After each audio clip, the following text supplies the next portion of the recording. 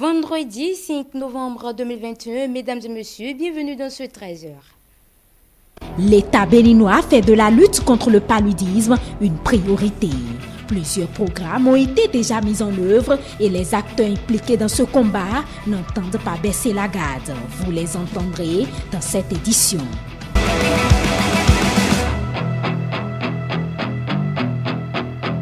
Lancement ce jeudi de la 20e édition du concours d'agrégation des sciences juridiques, politiques, économiques et de gestion du CAMES. Les précisions sont à suivre.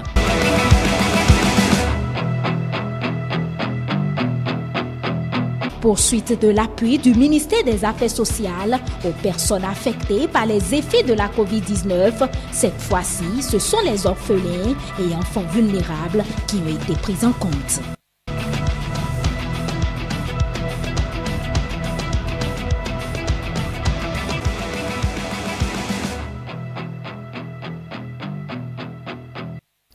Merci de nous rejoindre dans ce journal. On parle santé en entame. Il fait partie de l'une des causes de mortalité au Bénin, le paludisme, une maladie qui tue silencieusement. Au Bénin, quel est l'état des lieux et quelles sont les actions menées pour lutter efficacement contre ce mal? Reportage Aziza Cham.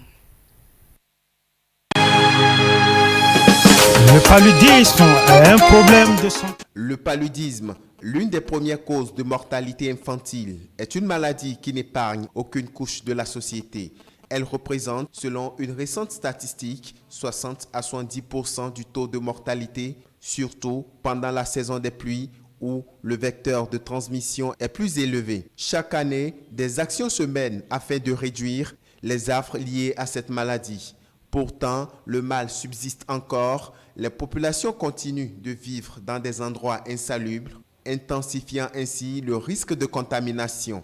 C'est le cas ici au quartier Vossa, l'un des quartiers périphériques de Cotonou, où enfants, jeunes et même adultes végètent au quotidien dans des risques énormes. Pendant les saisons pluvieuses, sincèrement, on n'arrive pas à nous protéger parce que les moustiques et autres nous dérangent beaucoup. Et les moustiquaires, même on n'arrive pas à les recevoir pour pouvoir nous protéger dedans. Il y a un peu de l'eau un peu partout, de gauche à droite, à côté des bâtiments et autres. Il y a assez de l'eau qui nous dérange. Bien qu'il ait érigé la plaque indiquant par exemple qu'il est formellement interdit d'occuper ce site inondable, des citoyens y résident toujours par faute de moyens, confie-t-il à notre micro. Les autorités compétentes, quant à elles, exhortent tous les acteurs impliqués à une adhésion collective. Aujourd'hui, il faut que nous puissions changer les comportements des gens en matière de lutte contre le paludisme si nous voulons réussir. Si on mobilise la société civile de façon très étroite dans la lutte contre le paludisme, ils peuvent nous aider à encadrer les membres de la communauté et à mettre en place des comités villageois de santé. Et ces comités vont travailler avec les pairs. C'est important que la population sache qu'aujourd'hui, le meilleur moyen pour prévenir le paludisme, c'est de dormir sous moustiquaire. Parce que, qu'est-ce qui provoque le paludisme? C'est la piqûre du moustique. Le paludisme, c'est une maladie traitable. Il faut aller aux soins, recours précoce aux soins. Mais avant ça, il faut reconnaître que c'est une maladie que nous pouvons éviter à partir de nos comportements. Malgré les nombreuses actions publiques de développement engagées pour lutter efficacement contre le paludisme, le tableau des statistiques est encore peu reluisant. De nouvelles stratégies sont donc mises en place, mais l'implication de la population s'avère nécessaire. Le paludisme est l'affaire de tous. Et pour le vaincre, pour l'éliminer, toutes les parties prenantes, depuis le sommet jusqu'au plus bas citoyen, toutes les parties prenantes sont impliquées dans la lutte contre le paludisme pour l'éliminer. En vue d'enrayer définitivement cette maladie, un vaccin anti-palu est désormais disponible en Afrique. Certains pays ont déjà évalué son efficacité, à l'instar des pays comme l'Afrique du Sud. Lancement ce jeudi 4 novembre 2021 à Cotonou de la 20e édition du concours d'agrégation du Conseil africain et malgache de l'enseignement supérieur à CAMES. La cérémonie officielle a eu lieu au Palais des Congrès de Cotonou en présence des universitaires, des professeurs agrégés et des personnalités politiques. Le compte rendu avec Stanislas Samoa et Paul Estessa aussi. C'est par une minute de silence en mémoire du professeur Bertrand Bachi, précédemment secrétaire général du CAMES et disparu le 25 septembre 2021, que s'est ouvert le 20e concours d'agrégation des sciences juridiques, politiques, économiques et de gestion du Conseil africain et malgache de l'enseignement supérieur du CAMES. Sa contribution et son dévouement seront salués par la ministre de l'Enseignement supérieur et de la Recherche scientifique. Devant les intellectuels chevronnés et les personnalités politiques, un point d'honneur est mis sur le bien fondé de ce concours. Le concours d'agrégation, dois-je le rappeler, est un mode exigeant de recrutement et de promotion des enseignants de l'enseignement supérieur en sciences juridiques, politiques, économiques et de gestion pour ce qui nous concerne ici et en sciences de la santé. Ce concours fait des preuves successives éliminatoires nécessite une rude et solide préparation. L'accueil réservé aux participants à ce 20e concours d'agrégation est ici salué avec des mots d'exhortation à l'endroit des membres du jury et aux candidats. Aux membres du jury, je voudrais vous remercier d'avoir accepté de participer à cette 20e session du concours d'agrégation en sciences juridiques, politiques, économique et de gestion. Chères candidates, chers candidats, je voudrais tout simplement vous souhaiter bon courage et beaucoup de réussite. Le secrétaire général par intérim du CAMES va rappeler que le Bénin aura toujours été d'un soutien inestimable pour l'institution en matière d'enseignement supérieur, de recherche et d'innovation, accueillant depuis 1986 plusieurs programmes et activités du Conseil africain et malgache de l'enseignement supérieur, ce qui a contribué à sa bonne marche et à son dynamisme. Il s'agit de 5 colloques du PRED en 1986, 88, 91 et 1999 à Cotonou et 2012 à Parakou. 2 journées scientifiques du CAMES en 86 et 2019 à Cotonou. 4 sessions du programme CCI en 1982, 94, 2004 et 2017 à Cotonou. Représentant du président de la République à l'occasion, le ministre d'État chargé du développement et de la coordination de l'action gouvernementale souligne que les défis de notre temps nous imposent d'avoir un système universitaire plus performant au service de la nation. Ce concours nous permet, pays membres du CAMES, d'avoir un vivier d'excellence pour notre système universitaire.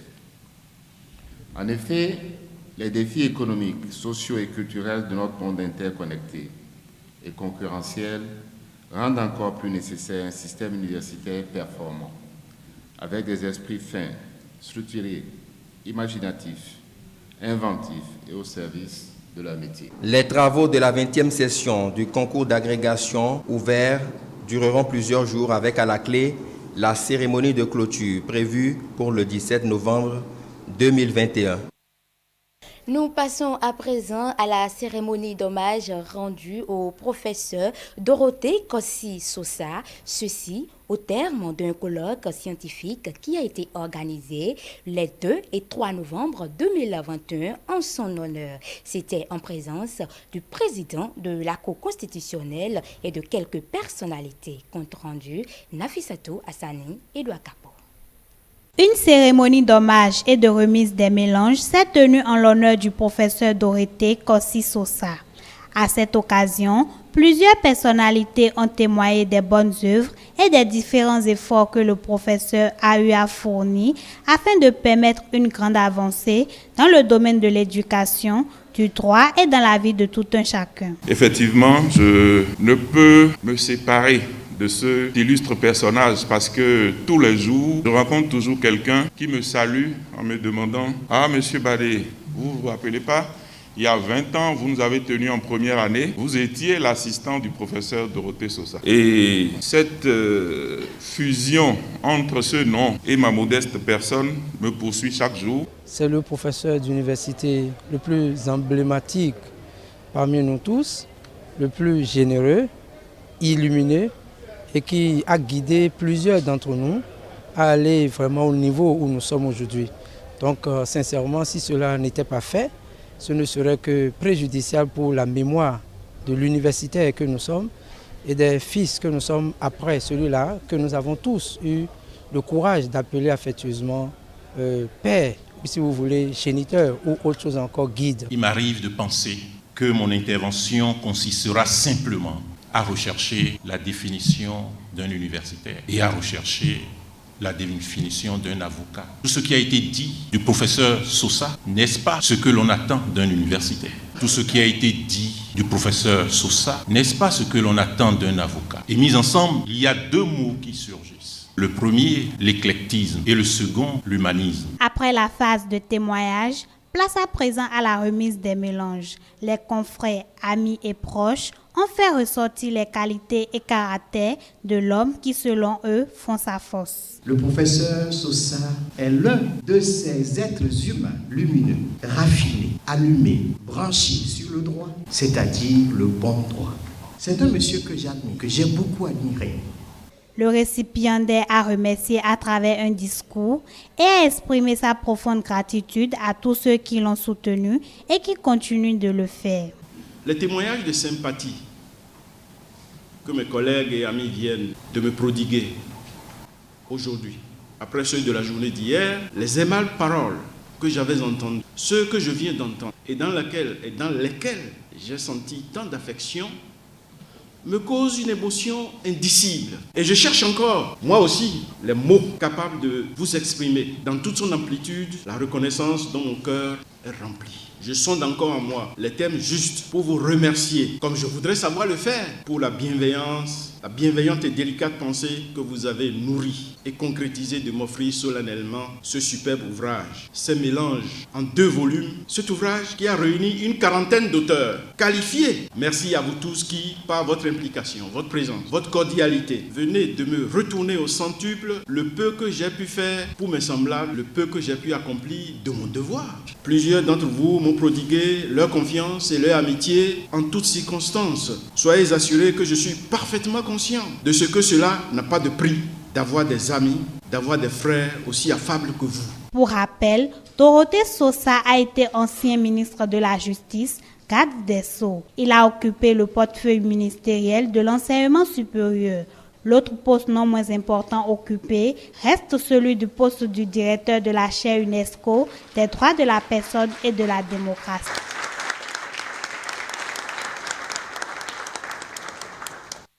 Une délégation de parlementaires camerounais était ce mercredi 3 novembre 2021 au cabinet du président de l'Assemblée nationale du Bénin. Plusieurs sujets sont abordés, dont celui de la décentralisation, de l'économie et du libre-échange du pays. Suivez ici le point des échanges avec la chef délégation à la sortie de l'audience. L'échange avec Monsieur le Président a été très fructueux. Nous avons partagé des exemples mutuels. Et il y a quelque chose qui m'a particulièrement marqué. Nous lui avons posé la question, depuis que nous sommes arrivés, on ne voit pas la police comme partout ailleurs. Et il nous a dit que à cause de ce que le Bénin n'a pas de ressources ailleurs, comme par exemple les mines ou bien le pétrole, et ils ont compris qu'en cassant la corruption, les devises devaient se multiplier. Et c'est ce qui a été fait. Donc déjà, la police est là, comme on le dit vraiment, c'est pour le bien, la protection de la population. Nous rendons vraiment grâce à Dieu et puis nous disons merci au président de la République qui tient bien le bâton. Donc je suis vraiment bénie d'être là, de fouler les pieds au Bénin et de vivre cette expérience très riche qui apportera un plus pour notre pays également. Ce mercredi 3 novembre 2021, 25 orphelins et enfants vulnérables ont reçu chacun une somme de 25 000 francs des mains de la directrice du cabinet du ministère des Affaires sociales et de la microfinance. Ce geste s'inscrit dans le cadre du projet Catch Transfer, un projet financé par le programme commun des Nations Unies pour le VIH-Sida, ONU-Sida. Diane Christelle Onodje pour le point.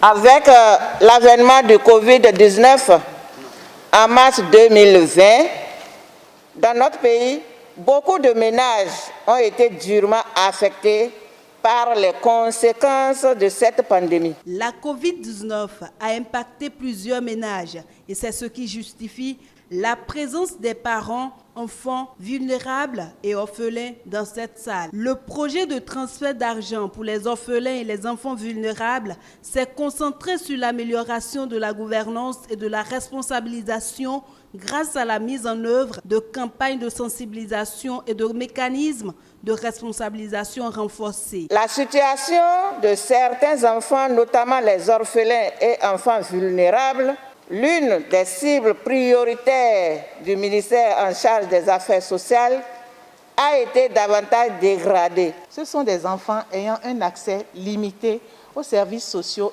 essentiels, identifiés à la suite d'un processus impliquant plusieurs acteurs communautaires et catégorisés par les centres de promotion sociale suivant leur degré de vulnérabilité. La Covid-19 a exacerbé les nombreuses vulnérabilités déjà présentes dans la sous-région ouest-africaine, liées entre autres au système de santé fragilisé d'un point de vue financier, la croissance démographique rapide, à la pauvreté extrême et aux chocs environnementaux. Et en ce qui concerne les enfants, 43% des parents ont estimé que leur capacité à payer les frais scolaires ont été réduites. La capacité des parents à payer les frais scolaires a été réduite et c'est justement pour soulager ces derniers que le programme Cash Transfer a été lancé ce mercredi. Ce subside vise, entre autres, à soulager quelque peu les peines des parents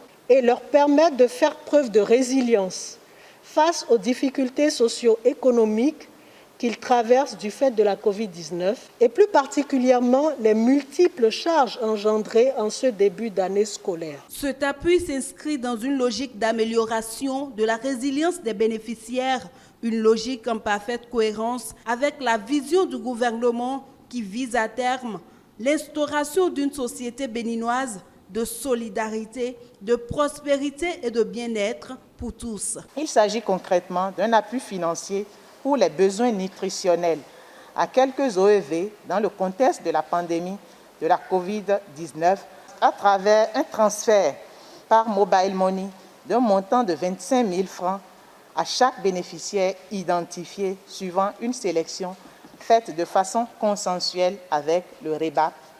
Nous espérons vraiment que cet appui financier d'un montant symbolique de 25 000 francs CFA par enfant sera utilisé à bon escient dans le sens de la vision de l'ONU-Sida de mettre fin au sida en mettant fin aux inégalités. À travers ces appuis en espèces et la séance de sensibilisation de lutte contre la COVID-19 et le VIH-Sida, les bénéficiaires sont invités à une utilisation judicieuse de ce don symbolique qui témoigne de l'intérêt que porte l'État à l'amélioration des conditions de vie des enfants vulnérables et orphelins. Ainsi se referment les informations de cet après-midi. Merci de toujours nous préférer pour vous informer. Je vous rappelle que nous sommes toujours disponibles sur le www.etelebenin.com. Pour nous rejoindre sur Facebook ou YouTube, il vous suffira de taper tout simplement E-Télé Bénin. Agréable week-end à tous.